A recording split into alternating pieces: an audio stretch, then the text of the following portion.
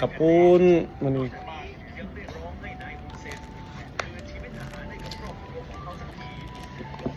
มากินเส้นจะเป็นเส้นแล้วนี่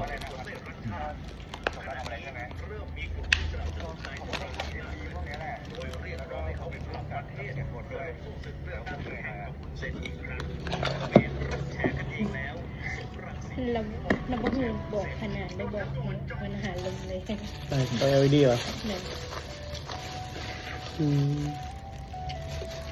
ลูกค้ากับเพิ่นบ่ฮู้ติแต่ว่าอยากให้เขาเสนอไปเอาแม่นบ่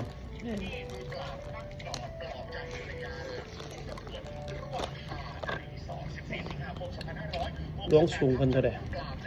3 เมตรได้บ่3 เมตรยาว4 เมตร3 เมตรครับ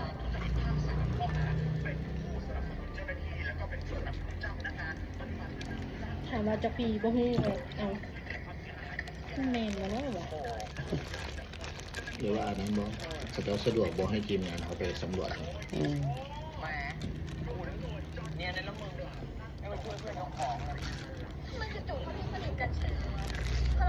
อาจจะอยู่ทางแข็ง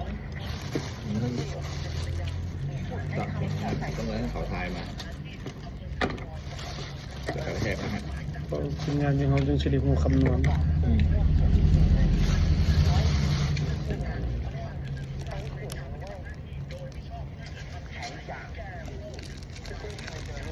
ของตู้นั้นเราไปยืนทายอยู่กลางทางให้เลยเต็มใจกลางทางเล็กที่สามเนี่ย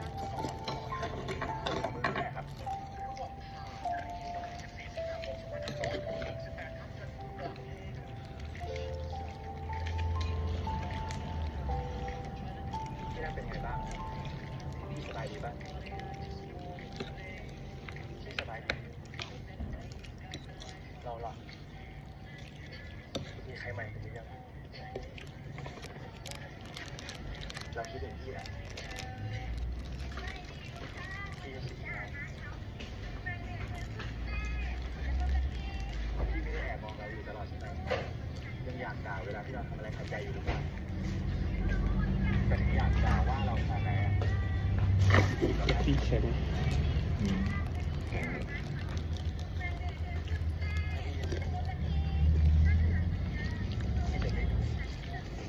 ไม่ด่า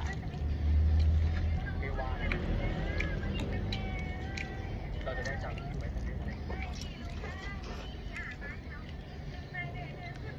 ี่ไม่ได้แย่ขนาดนั้นคนเรา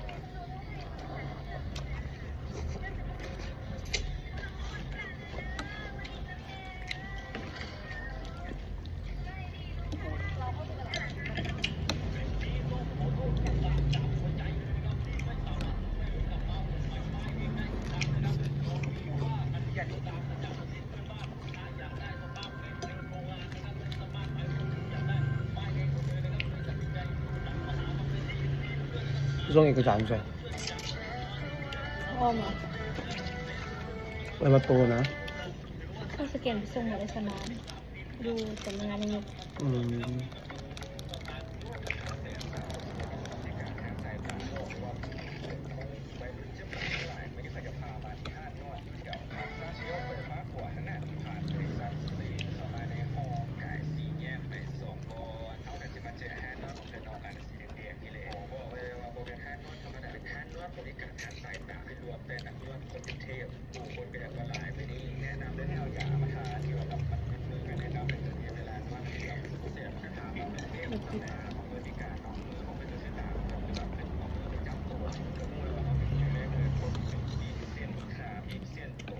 แซ่บอยู่ในเนาะกับปุ่นนี่เนาะ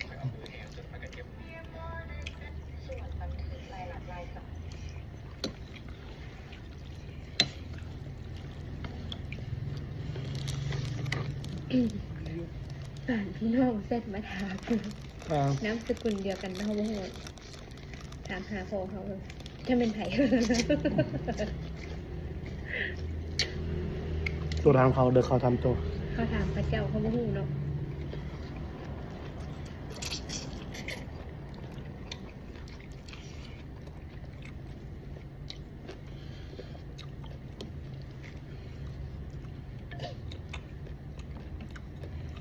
เคยถามแล้วอาจารย์บอยู่อาจารย์บ่ตอบเห็นวันวิไลว่าเราไปตามแขกให้กันน่าจะประมาณมื้ออื่นหรือมื้อแดงเนี่ย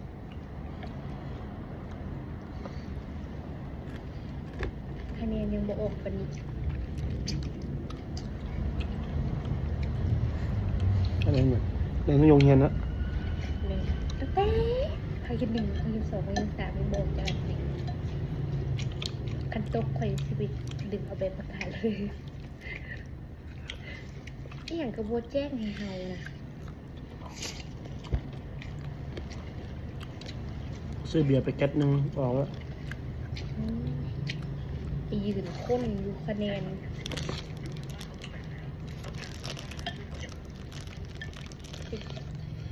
ไปโซกเอาไปยังโมให้เบิ่งนะให้เขาว่าไปโซกเอาเองมาสัตว์เอาเขาจะไปโซกอยู่ใส่ระบาดอันนี้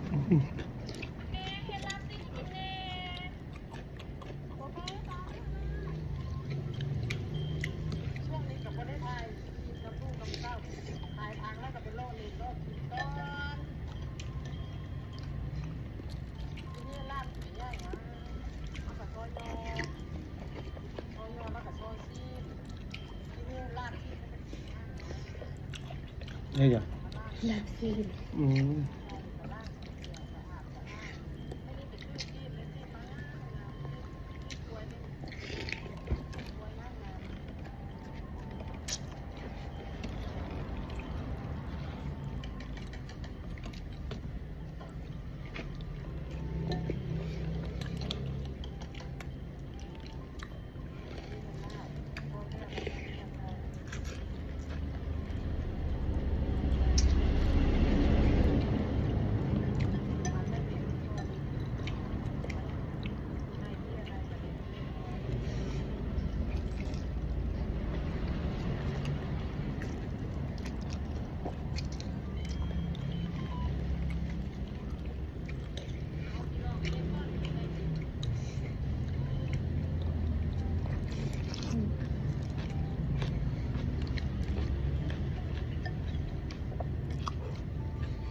น้ำแซ่บอยู่เครื่องเคียงได้หลาย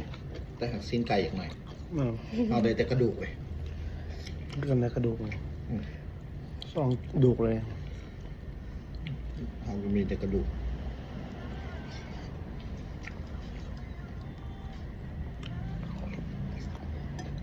น่าจะต้มแล้วแบบตักตอนแง่ๆทงแล้วก็น้ำใส่หน่อย อืม จะคุยกัน มาเฮ็ดกินเอง มันน่า เฮ็ดอยู่บ้านล่ะไปหารถ อืม สิไปตูดแต่สิเอาหม้อหมื่นไปใส่เลย เอาแล้วเนาะ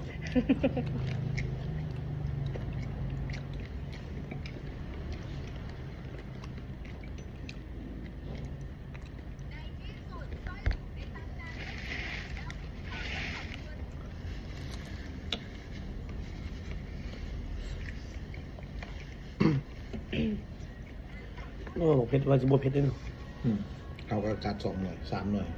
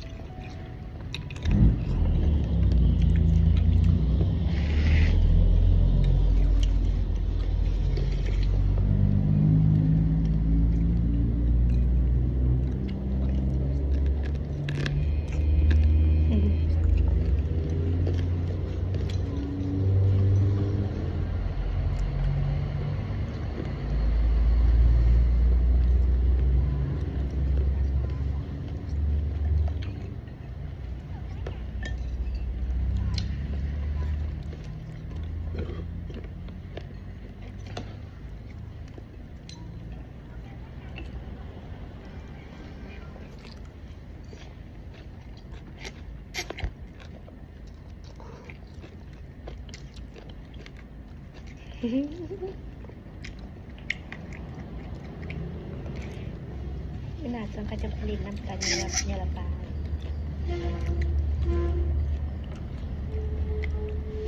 น้ำเปียกเหรอ เลย แพง ไปอยู่